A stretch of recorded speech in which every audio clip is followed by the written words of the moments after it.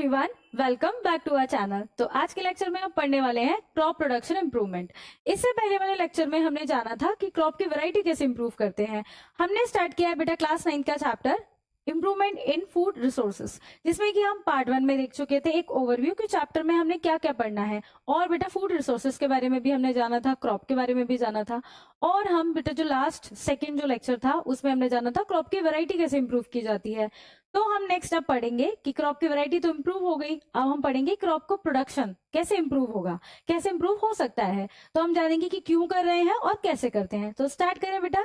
Start करने से पहले इंपॉर्टेंट बात कि आप कॉपी पेन पेपर लेके बैठेंगे, जो भी की पॉइंट्स होंगे उनको आप लिखोगे आपके एग्जाम्स के लिए, जिससे कि बेटा आप एग्जाम में जब रिवाइज करोगे तो आपको याद आ जाएगा कि भाई ये वाला की पॉइंट था, इससे रिलेटेड ये वाली लाइन थी।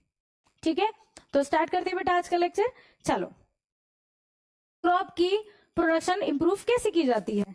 Different farmer can have small और large farms on which they can use different farming practices. बेटा अलग अलग जो फार्मर्स होते हैं उनके पास अलग अलग, किसी के पास छोटा किसी के पास बड़ा फार्म हो सकता है ना। उसी के हिसाब से वो क्या करते हैं, क्रॉप को प्रोड्यूस करते हैं, है ना। किसी के पास बहुत ज्यादा है भाई खेत, है ना, खेत मतलब फील्ड्स फार्म, जिस जहाँ पे फार्मिंग करनी है। किसी के पास बेटा थोड़ा सा ही है, वो उसी में ही करता है ना, कोई टेक्नोलॉजी यूज नहीं करता है क्योंकि उसके पास पैसे नहीं है ना। तो बेटा कुछ फार्मर्स ऐसे होते हैं जिनके पास बहुत बड़े लैंड्स होते हैं, है ना, फार्मिंग करने के लिए। कुछ फार्मर्स ऐसे होते हैं जिनके पास बहुत छोटे लैंड्स होते हैं, बहुत कम जगह होती है जहाँ पे वो फार्मिंग करते हैं।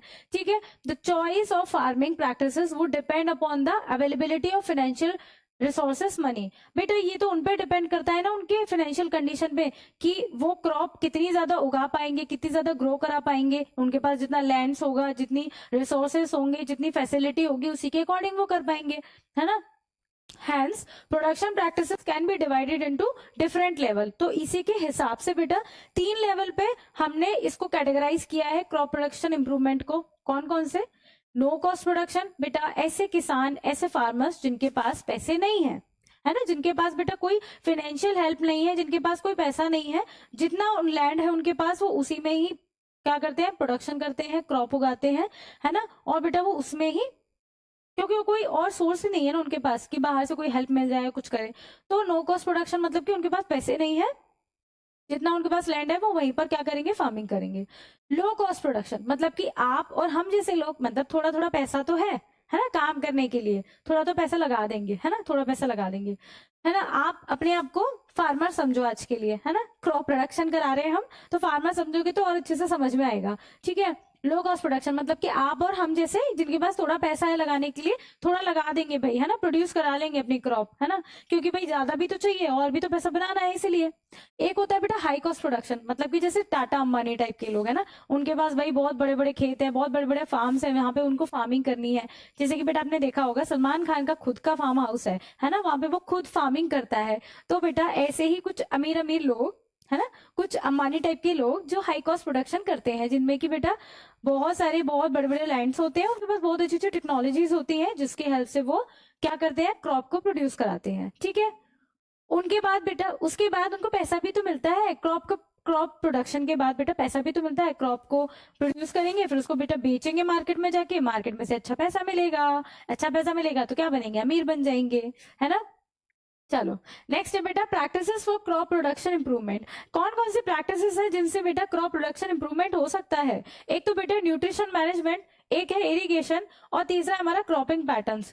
ठीक है, 3 है हमारे, nutrition management, irrigation, cropping patterns. ठीक है, न्यूट्रिशन मैनेजमेंट में ये समझो कि जैसे बेटा आप हो, ठीक है, आपने क्लास में देखा होगा बहुत सारे बच्चे हैं, ठीक है, आपने देखा होगा कोई मोटा है, कोई पतला है, और कोई बेटा बहुत फिट है।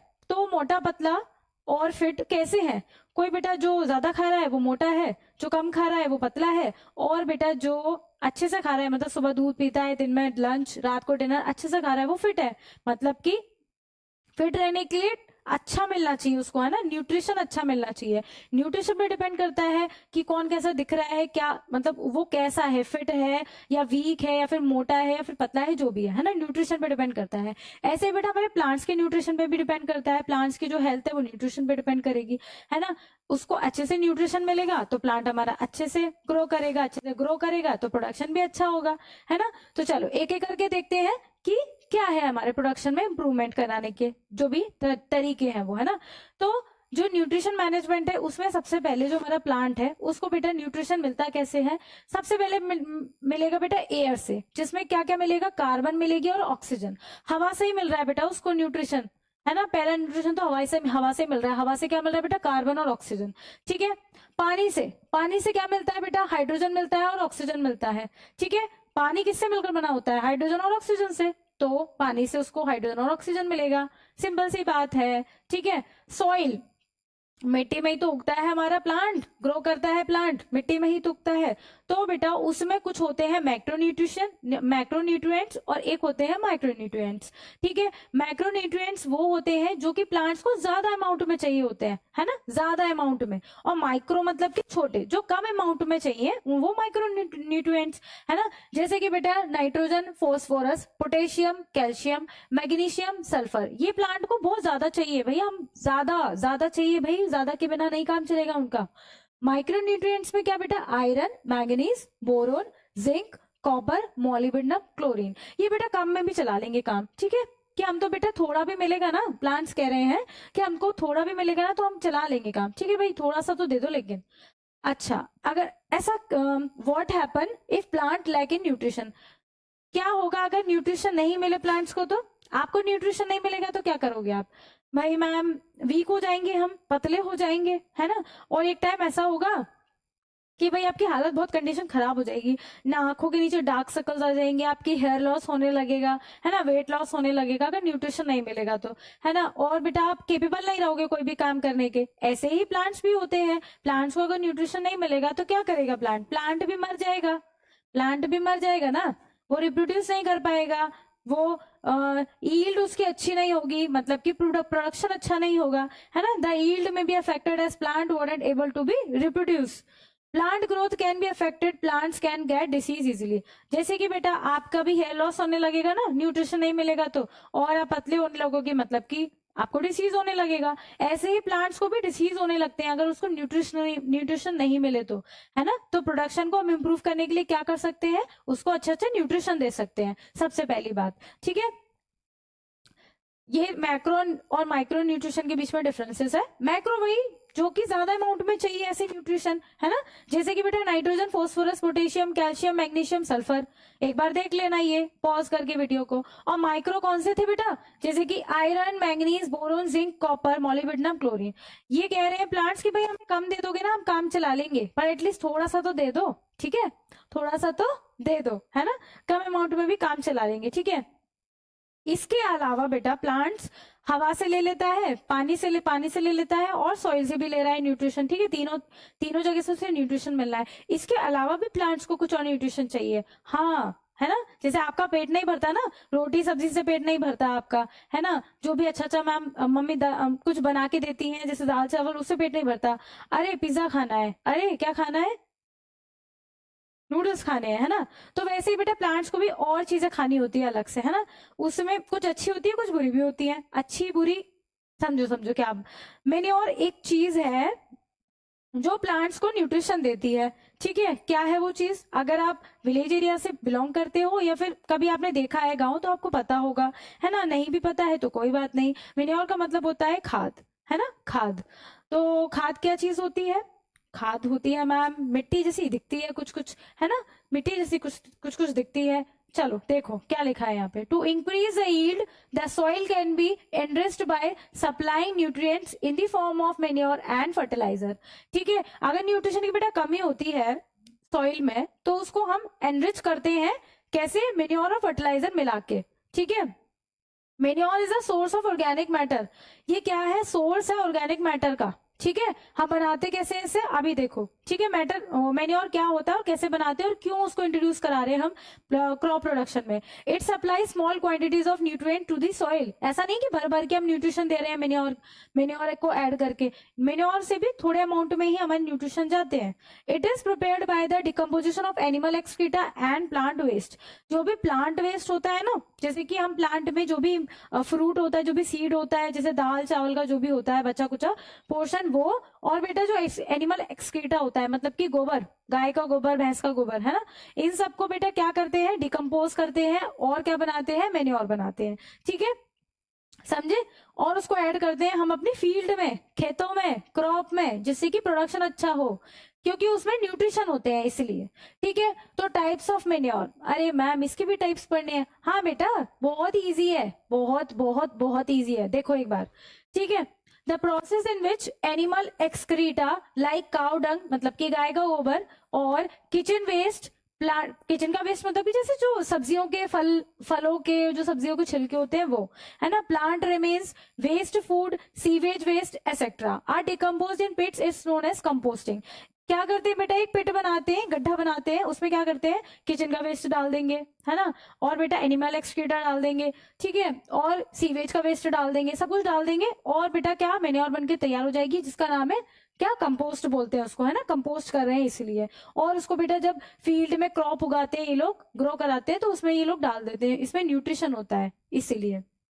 ठीक है, वर्मी कंपोस्ट क्या होता है, ये सेम ही होती है मैन्योर, उसमें बस क्या ऐड कर देते हैं, ये ऐड कर देते हैं बेटा केचुए, अर्थवॉर्म्स। अर्थवॉर्म्स को फार्मर्स फ्रेंड भी बोला जाता है। क्यों बोला जाता है, क्यों बेटा, क्योंकि ये सॉइल की फर्टिलिटी को बढ़ाते हैं, सॉइल को एरी बनाते हैं, जिससे कि बेटा अच्छे से प्लांट हमारा ग्रो करता है, उसको सारे न्यूट्रिशन मिलते हैं, इसीलिए केचुए मिला दिए जाते हैं, अर्थवॉर्म्स मिला दिए जाते हैं, इसकी वजह से हम बोलते हैं इसको वर्मी कंपोस्ट। क्या बोलते हैं, वर्मी कंपोस्ट, वॉर्म्स मिला देते हैं इसलिए वर्मी कंपोस्ट, ऐसे याद कर सकते हो आप।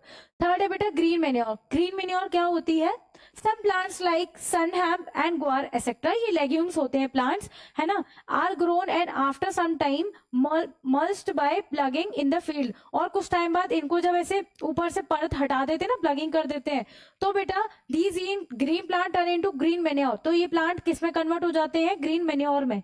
दे are rich in nitrogen and phosphorus, और इनमें क्या होता है, नाइट्रोजन होता है और फोस्फोरस होता है बहुत ज्यादा अमाउंट में, जो कि प्लांट की ग्रोथ के लिए बहुत ही इंपॉर्टेंट होता है। अच्छा, ठीक है, समझे बेटा कि मेन्योर से क्या मिल रहा है, प्लांट को न्यूट्रिशन मिल रहा है, इसलिए हम मेन्योर को ऐड कर रहे हैं उसमें। समझे इतनी बात, ठीक है। वैसे तो एयर से, पानी से, सॉइल से मिल ही रहा है सब कुछ, लेकिन बेटा जहां सॉइल में अगर उसको कंप्लीटली नहीं मिल पाता न्यूट्रिशन, तो हम मेन्योर ऐड करते हैं, मेन्योर ऐड करते ही हैं, है ना, न्यूट्रिशन के लिए। और बेटा एक और चीज है जिसको ऐड किया जाता है, वो है फर्टिलाइजर। फर्टिलाइजर क्या करता है बेटा, एक तो पहली बार ये ऑर्गेनिक नहीं है, ऑर्गेनिक मतलब कि हम इसको ऐसे सब्जी से, एनिमल वेस्ट से ऐसे नहीं बना सकते, ये फैक्ट्रीज में बनता है, केमिकल से मिलकर बना होता है। क्या, फैक्ट्रीज में बनता है, केमिकल से मिलकर बनाता है, और इसे खरीदना पड़ता है, महंगा होता है, पैसा चाहिए होता है इसको खरीदने के लिए, तो बेटा ये थोड़ा हमारे टाइप के लोग यूज करते हैं फर्टिलाइजर, ठीक है। बट बेटा एक तो ये क्या है, एक तो पैसे से भी आता है, ऊपर से ये हमारे प्लांट्स को थोड़ा नुकसान भी पहुंचाता है ना। चलो इसके बारे में जानो पहले। Fertiliser are prepared in factories, they are made up of chemical substances, chemical substance से बने होते हैं। They have large amount of nutrition like nitrogen, phosphorus and potassium, तीनों टाइप के न्यूट्रिएंट से मिलकर बना होता है क्या, जो फर्टिलाइजर होता है उसमें बहुत ज्यादा अमाउंट में होता है, ठीक है। ऐसा नहीं कि और नहीं होते हैं, और भी होते हैं, बट ये ज्यादा अमाउंट में होते हैं। Fertiliser are easy absorbed by the plants since they are soluble in water, it is costly, जैसे कि हम बोल रहे थे भाई पैसे से आता है ये, है ना, महंगा है। फर्टिलाइजर आर इजीली एब्सॉर्ब, ये वाटर सॉल्युबल होते हैं, मतलब पानी में जाके घुल जाते हैं, मिट्टी में जाके घुल जाते हैं, इसलिए ये इजीली एब्सॉर्ब हो जाते हैं प्लांट के द्वारा, तो उनके पास न्यूट्रिशन चला जाता है, ठीक है। ठीक है, तो मेन्योर और फर्टिलाइजर में डिफरेंस क्या है, काम क्या कर रहे हैं, दोनों न्यूट्रिएंट्स दे रहे हैं प्लांट्स को, ठीक है, न्यूट्रिशन दे रहे हैं प्लांट्स को। पर डिफरेंस तो हमने देखा कि भाई मेन्योर तो ऑर्गेनिक था, है ना, प्लांट वेस्ट से, एनिमल वेस्ट से बन रहा है, जबकि फर्टिलाइजर क्या है बेटा, केमिकल से मिलकर बना है, पैसे से खरीदना पड़ रहा है, इसको खरीदना पड़ रहा है, नहीं पड़ रहा, है ना। तो बेटा और मेन्योर क्या है, it make soil productive and fertile, ये सॉइल को कैसा प्रोडक्टिव और फर्टाइल बना देता है। और बेटा फर्टिलाइजर क्या करता है, ये भी कर देता है प्रोडक्टिव और फर्टाइल, लेकिन कुछ टाइम के लिए, है ना, कुछ टाइम के लिए ही करता है। Manure enrich our soil with nutrients, but fertiliser with a long और high amount of fertiliser makes the soil dry and powdery.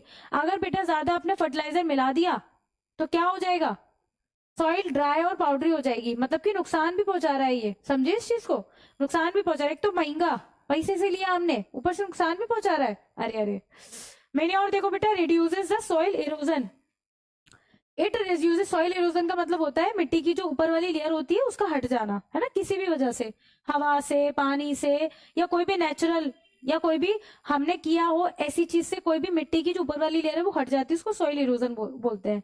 तो ये जो हमारी मेन्योर है वो कम करती है उस चीज को। बट बेटा ये जो फर्टिलाइजर होते हैं वो इंक्रीज करते हैं सॉइल इरोजन को, समझे इस चीज को। और बेटा manure has no harmful effect on bacteria, manure organic है ना, प्लांट और एनिमल एक्सक्रीटा से बनी है, इसलिए क्या है ये कोई हार्मफुल इफेक्ट नहीं करती। जो प्लांट्स में जो सॉइल में बैक्टीरिया होते हैं, अच्छे बैक्टीरिया होते हैं हमारे प्लांट्स के लिए, है ना, प्लांट्स की ग्रोथ के लिए, उनको कुछ नुकसान नहीं पहुंचाती है। लेकिन बेटा जो फर्टिलाइजर होते हैं वो क्या करते हैं, उनको मार देते हैं, नुकसान पहुंचाते हैं, तो हमारे प्लांट की ग्रोथ भी थोड़ी अफेक्ट होती है। ठीक है, समझिए इस चीज को। ऑर्गेनिक फार्मिंग, ऑर्गेनिक फार्मिंग का मतलब ये होता है, फार्मिंग मतलब खेती किसानी करना ना, फार्मिंग का मतलब होता है खेती किसानी करना, खेती करना, है ना। तो ऑर्गेनिक फार्मिंग का मतलब है कि भाई उसमें हम कोई भी केमिकल यूज नहीं करेंगे, कोई भी ऐसी आर्टिफिशियल चीज यूज नहीं करेंगे, जो भी हम यूज करेंगे वो ऑर्गेनिक यूज करेंगे, तो उसको हम बोलते हैं ऑर्गेनिक फार्मिंग, समझे।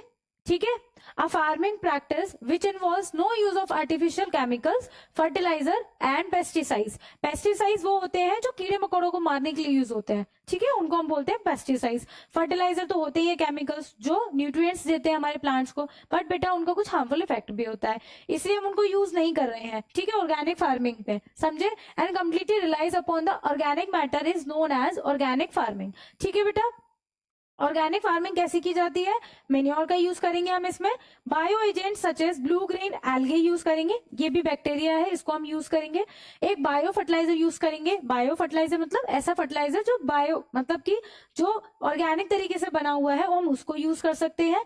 नीम leaves and turmeric as bio pesticides, मतलब कि हम कुछ जो मार्केट से बन के आता है बायो पेस्टिसाइड वो यूज नहीं कर रहे हैं, हम नीम की लीव्स का यूज कर रहे हैं और टर्मरिक का यूज कर रहे हैं कीड़े मकोड़ों को भगाने के लिए, इसीलिए हम इसको बोल रहे हैं प्योरली ऑर्गेनिक फार्मिंग, समझे। Very good. और अब बेटा जानते हैं क्रॉपिंग पैटर्न्स क्या होते हैं। क्रॉपिंग पैटर्न्स का मतलब है कि जो खेती कर रहे हैं ना वो किस पैटर्न्स में करते हैं और किस पैटर्न्स में की जाती है, जिससे कि बेटा हमारा जो प्रोडक्शन है वो इंक्रीज हो पाए, है ना। कैसे करते हैं देखो, एक होता है मिक्स्ड क्रॉपिंग। मिक्स्ड क्रॉपिंग का मतलब होता है कि भाई एक ही लैंड है, एक ही पीस है लैंड का, मतलब एक ही खेत है, ठीक है, एक ही किसान है, एक किसान के पास एक ही खेत है ना, बड़ा है लेकिन बहुत। तो उसमें क्या करता है बेटा, वो अलग अलग टाइप के वैरायटी के प्लांट्स लगा देता है ना, एक लाइन में अलग लगे, एक लाइन में अलग लगे, एक लाइन में अलग लगे हैं, एक लाइन में अलग लगे हैं, ऐसे अलग अलग टाइप के वैरायटी के प्लांट्स लगा देता है और सब ग्रो कर रहे हैं, है ना, सब ग्रो कर रहे हैं, तो क्या होगा, प्रोडक्शन सबका होगा, एक साथ हो रहा है सबका। तो मिक्स्ड फार्मिंग, मिक्स्ड क्रॉपिंग और मिक्स्ड फार्मिंग इसको बोलते हैं। जैसे कि बेटा गेहूं और चने को हम साथ में उगा सकते हैं, गेहूं और सरसों को हम साथ में उगा सकते हैं, व्हीट और ग्राम मतलब कि गेहूं और चना उगा सकते हैं, ग्राउंडनट सनफ्लावर मतलब कि मूंगफली और सनफ्लावर को उगा सकते हैं हम एक साथ। इंटरक्रॉपिंग का मतलब होता है कि जैसे बेटा समझो एक गर्ल्स की लाइन है, उसके बगल में एक बॉयज की लाइन है, फिर एक गर्ल्स की लाइन है, फिर एक बॉयज की लाइन है, फिर एक गर्ल्स की लाइन है, फिर एक बॉयज की लाइन है। तो ऐसे बेटा ये इंटरक्रॉपिंग का मतलब होता है, जैसे कि बेटा देखो एक ये देखो कैबेज टाइप ऑफ प्लांट दिख रहा है ना, ये कैबेज टाइप का लगा हुआ है, फिर पता नहीं ये क्या ग्रीन ग्रीन है घास फूस टाइप का ना, फिर ये लगा हुआ है, दिख रहा है ना आपको, दिख रहा है, देखो कलर से तो पहचान लो। फिर ये एक कैबेज टाइप का, फिर ये ग्रीन ग्रीन, फिर कैबेज टाइप का, फिर ग्रीन ग्रीन, मतलब कि एक के बाद एक पैटर्न्स में लगा रहे हैं, इंटर पैटर्न्स में, इसलिए इसे क्या बोलते हैं, इंटर क्रॉपिंग वाला पैटर्न, ठीक है, समझे।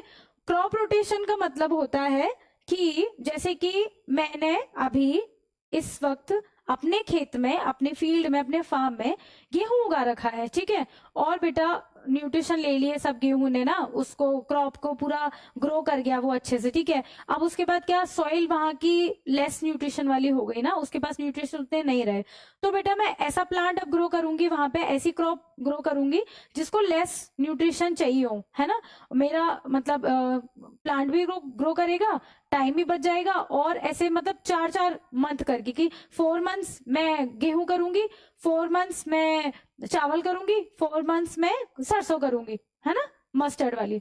तो ऐसे 4-4 मंथ्स मैंने डिवाइड कर दिए। रोटेशन में एक पैटर्न है ना, क्रॉप का रोटेशन है कि जिसको जो चाहिए उसके अकॉर्डिंग, कि मेरा वो भी हो जाएगा, मेरा प्लांट्स भी ग्रो कर जाएगा और सॉइल के पास फिर से न्यूट्रिशन भी आ जाएगा क्योंकि उसने तो कम लिया था, है ना, तो सॉइल के पास फिर से आ जाएगा।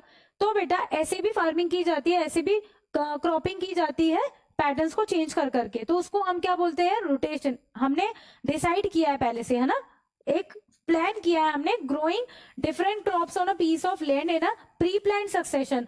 हमारे द्वारा प्लान किया गया है भाई 4 महीने में मेरे को इसको ग्रो कराना है, 4 महीने मुझे इसको ग्रो कराना है, 4 महीने मुझे इसको ग्रो कराना है, एक रोटेशन पैटर्न है ना। फिर उसके बाद मैं फिर से ग्रो करा लूंगी जब उसके पास सारी चीजें आ जाएंगी। तो इसको बोलते हैं क्रॉप रोटेशन। इंटरक्रॉपिंग में एक लाइन में कुछ और, एक लाइन में एक चीज, फिर एक लाइन में एक, फिर एक लाइन में एक, फिर एक लाइन में एक, गर्ल्स बॉयज ऐसे समझ सकते हो। मिक्स्ड में बेटा सारे मिक्स्ड, कोई से भी कुछ भी लगा सकते हो एक लैंड ऑफ पीस में, ठीक है, एक पीस ऑफ लैंड में।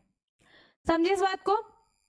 इरिगेशन, इरिगेशन का मतलब होता है बेटा अपने पेड़ पौधों को पानी देना, उसको हम इरिगेशन बोलते हैं। पेड़ पौधों को मतलब जैसे बेटा कि आप घर में, आपके घर में कुछ प्लांट्स होंगे, है ना, गमले होंगे, तो मम्मी बोलते होंगे बेटा छत पे जाओ पानी देकर आओ, है ना, तो आप तो आसानी से दे दोगे क्योंकि कुछ प्लांट्स हैं आपके पास, है ना। अगर पूरी छत पे भी प्लांट्स हुए तो कितने ही होंगे, कितना टाइम लगेगा, 15 to 20 मिनट्स हार्डली, राइट। लेकिन बेटा जब इतने बड़े बड़े खेत होते हैं, इतने बड़े बड़े फील्ड्स होते हैं, इतने बड़े बड़े अमाउंट में हम लार्ज अमाउंट में प्रोडक्शन कर रहे होते हैं, तो क्या हाथ से पानी देंगे जाके, नहीं देंगे ना, वो पॉसिबल ही नहीं है ना, पूरा पूरा दिन चला जाएगा, पर पॉसिबल नहीं है कि रोज पानी आप दे पाओ उसको। तो कुछ तरीके हैं इरिगेशन के, ठीक है, उन तरीकों को हम देखते हैं कि क्या क्या मेथड्स हो सकते हैं। एक तो बेटा डग वेल्स, जो कुएं होते थे पहले के जमाने में, है ना, उनके द्वारा भी क्या की जाती थी, इरिगेशन होता था। एक ट्यूबवेल्स है बेटा, जिनके द्वारा भी क्या, खेतों के पास कुछ ट्यूबवेल्स लगाए जाते थे जिससे कि खेतों में पानी जाए और क्या हो, प्रोडक्शन अच्छा हो। एक बेटा वाटर से सिस्टम भी होता है, जो भी किस लिए, इरिगेशन मेथड है, ठीक है, पानी देने के लिए ही है। एक बेटा ये नहरें होती थी, केनाल्स बोलते हैं जिनको, जो खेतों के पास होती थी, जिनसे खेतों में पानी जाता था, फील्ड्स में, फार्म में, तो उससे क्या क्रॉप प्रोडक्शन होता था। रिवर लिफ्ट सिस्टम का मतलब होता है जैसे कहीं से नदी आ रही है तो उसको बेटा हम लिफ्ट करा के अपने पास कर लेंगे, अपने खेत के पास उसका मूव कर लेंगे, उसका रोटेशन उसका वो कर लेंगे, तो हमारे पास पानी आ जाएगा हमारे खेत में ना। तो ये भी एक तरीका है इरिगेशन का। एक बेटा टैंक सिस्टम है, जहां पर भी खेत है, जहां पर भी फील्ड है, उसके पास कहीं टैंक बना लेंगे, उसमें हम पानी स्टोर करके रखेंगे हमारे, किसके लिए, फील्ड के लिए, है ना, पानी चाहिए उसको, क्योंकि ये सबसे होता है। ये भी अच्छा होता है स्प्रिंकलर इरिगेशन। इसमें क्या बेटा, स्प्रिंकल्स लगा दिए जाते हैं फील्ड्स के बगल बगल से, तो बेटा वो क्या ऐसे पूरे में स्प्रिंकल करता है पानी को गोल गोल घुमा के, जैसे फाउंटेन होता है ना, बिल्कुल फाउंटेन की तरह। तो बेटा सारे क्रॉप को क्या मिलता है, पानी मिलता है, ठीक है। सबसे अच्छा होता है ड्रिप इरिगेशन, मतलब इसमें पानी का वेस्ट नहीं होता। और सारे मेथड्स में बेटा पानी का वेस्ट बहुत होता है, डायरेक्टली पानी भेज रहे हैं आप, है ना, कई बार क्या होती है बेटा, क्रॉप हमारी खराब भी हो जाती है उस चक्कर में ना। लेकिन बेटा ड्रिप इरिगेशन बेस्ट है, क्योंकि इसमें क्या होता है, प्लांट्स के साइड बाई साइड एक ट्यूब्स बिछा दी जाती है, पानी से भरी हुई ट्यूब्स, और उसमें जहां जहां प्लांट होता है वहां वहां बेटा होल कर देते हैं थोड़े थोड़े डिस्टेंस पे। जहां पे बेटा प्लांट होता है वहां पे बूंद बूंद करके पानी गिरता रहता है, और बेटा वहां की सॉइल को गीला करता रहता है, जो कि जितना पानी प्लांट को चाहिए उतना ही देता है। तो इसमें हमारा पानी वेस्ट भी नहीं होता और पानी मिल भी जाता है हमारे प्लांट्स को। तो ये सबसे बेस्ट तरीका होता है ड्रिप इरिगेशन का, है ना, पानी देने का। रेन वाटर हार्वेस्टिंग भी होता है कि जो बारिश होती है ना, तो हम उसके पानी को क्या कर लेते हैं, स्टोर कर लेते हैं और फिर उसको हार्वेस्टिंग के लिए यूज करते हैं। समझे। तो ये है इरिगेशन। नेक्स्ट है हमारा बेटा क्रॉप प्रोटेक्शन इंप्रूवमेंट। हमने बेटा क्या देख लिया, हमने देख लिया आज क्रॉप प्रोडक्शन इंप्रूवमेंट। उससे पहले हम देख चुके थे क्रॉप वैरायटी इंप्रूवमेंट, क्रॉप की वैरायटी इंप्रूव करा ली। क्रॉप प्रोडक्शन कैसे इंप्रूव किया जाता है हमने वो भी देख लिया, है ना, कितने सारे तरीके थे। एक तो न्यूट्रिशन देखा हमने कि न्यूट्रिशन देके उसको इंप्रूव करा सकते हैं। एक हमने बेटा इरिगेशन देखा कि पानी अच्छे से देकर उसको अच्छे से ग्रो करा सकते हैं। और एक हमने क्रॉप पैटर्न पढ़ा था, है ना, पैटर्न की भाई अलग अलग ऐसे करके भी हम उसको प्रोडक्शन बढ़ा सकते हैं, कि मिक्स्ड फार्मिंग भी कर सकते हैं, है ना, मिक्स्ड फार्मिंग भी कर सकते हैं कि बहुत सारे प्लांट्स हम एक लाइन से लगा दें एक ही लैंड में, तो सब प्रोड्यूस हो जाएंगे एक साथ, है ना। और बेटा इंटरक्रॉपिंग भी करा सकते हैं, क्रॉप रोटेशन भी करा सकते हैं। तो इस तरीके से हम उसको इम्प्रोवाइज करा सकते हैं, ठीक है। तो नेक्स्ट टॉपिक बेटा पढ़ेंगे हम नेक्स्ट लेक्चर में। आई होप आपको अच्छा लगा होगा टॉपिक, मजा आया होगा। आपको टॉपिक अच्छा लगता है, आपको वीडियो समझ आता है, मेरा पढ़ाया हुआ अच्छा लगता है, तो बेटा वीडियो को लाइक करें, अपने फ्रेंड्स के साथ शेयर करें, अपने स्टडी पार्टनर के साथ शेयर करें, और बेटा मेरा चैनल सब्सक्राइब करें। ऐसे ही अच्छे अच्छे वीडियोस के लिए, ऐसे ही अच्छे अच्छे लेक्चर्स के लिए। तो मिलते हैं बेटा नेक्स्ट लेक्चर में नेक्स्ट टॉपिक के साथ। तब तक के लिए stay tuned, follow for more and